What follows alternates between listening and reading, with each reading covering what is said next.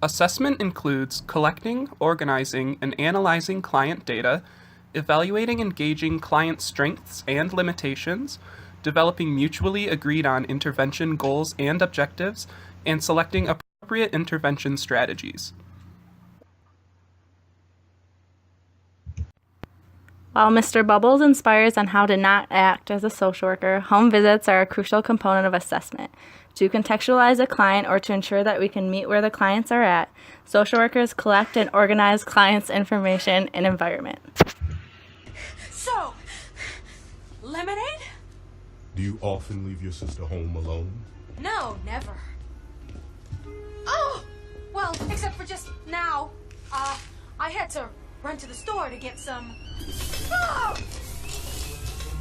You left the stove on while you were out. Chloe! Just a simmer. It's coming along great. I found that this morning. Lilo! There you are, honey face. This is Mr. Bubbles. Nice to meet you. Your knuckles say Cobra. Cobra Bubbles. You don't look like a social worker. I'm a special classification. Did you ever kill anyone? We're getting off the subject. Let's talk about you. Are you happy?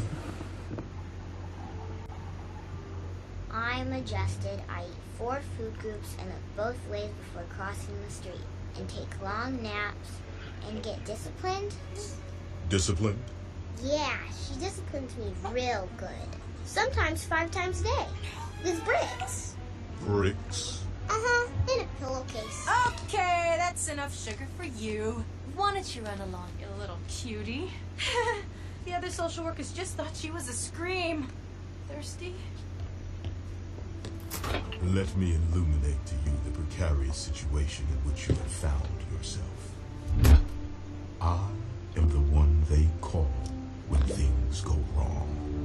And things have indeed gone wrong.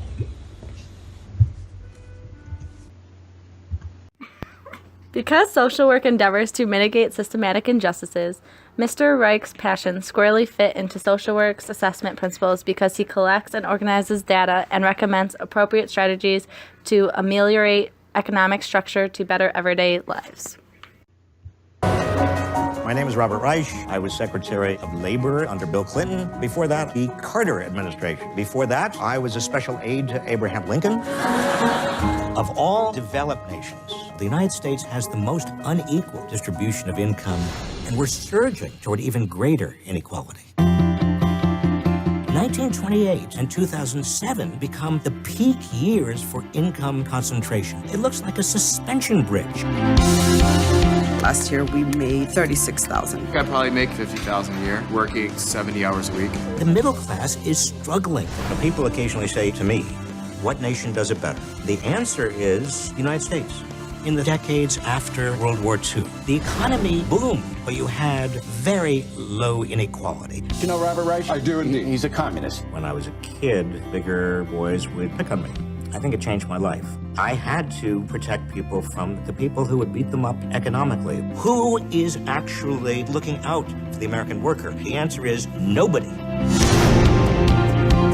Workers don't have power if they don't have a voice. Their wages and benefits start eroding. We are losing equal opportunity in America. Any one of you who feels cynical, just consider where we have been.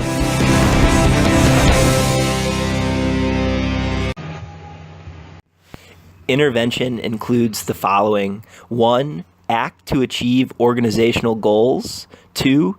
Implement prevention interventions that enhance client capacities. 3. Help clients resolve problems. 4. Negotiate, mediate, and advocate for clients. And 5. Facilitates transitions and endings. Dr. Melfi worked collaboratively with Tony, and her aims are distinctly interventionist on a micro scale because she assists Tony's transition from a life of crime to a more fulfilling life and aids in resolving the unspoken suffering associated with a life of organized crime. I dream about you. I think about you all the time.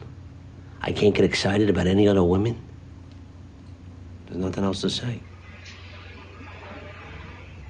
I love you. Let me start here.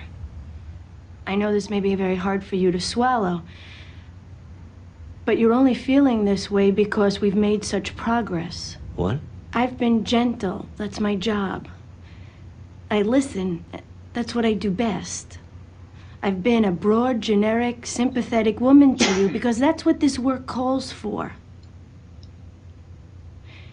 You've made me all of the things you feel are missing in your wife and in your mother.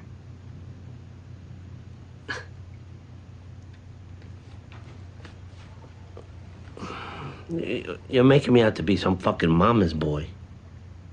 I'm a man. And you're a woman. End of story.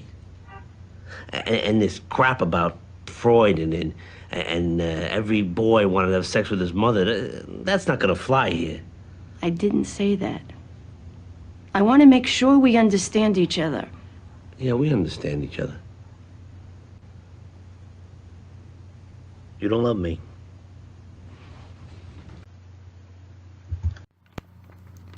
Although diabolic in character, when President Underwood engineers in America works, he was acting in a social work capacity. This policy resolved a dying Social Security and implements a viable economic system to achieve national economic stability vis-a-vis a burgeoning middle class.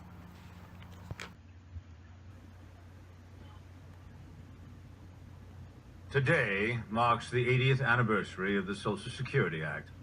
It has survived longer than many of its beneficiaries. We should all be so lucky to live as long as it has. But by the time the human body has circled the sun 80 times, its youth and vigor are gone. Joints ache, bones and muscles are weaker. The heart doesn't beat with the same power it once did. All of us must face this truth eventually. And when we do, we must hand the baton to the young, to those who have the strength to carry on our work when we are gone. Here's another truth. Social Security is dying. Now, in its 80th year, it must give way to a new, younger, stronger plan for the future. That plan is America Works. In Washington, D.C. alone, we've managed to reduce unemployment by over a third and put 25,000 people to work. If we can accomplish so much in so little time here in Washington, imagine what we could accomplish if Congress funded America Works nationwide.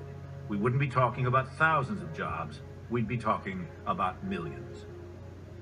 Later this afternoon, I will visit FDR's memorial to pay my respects to the man who ushered in Social Security 80 years ago.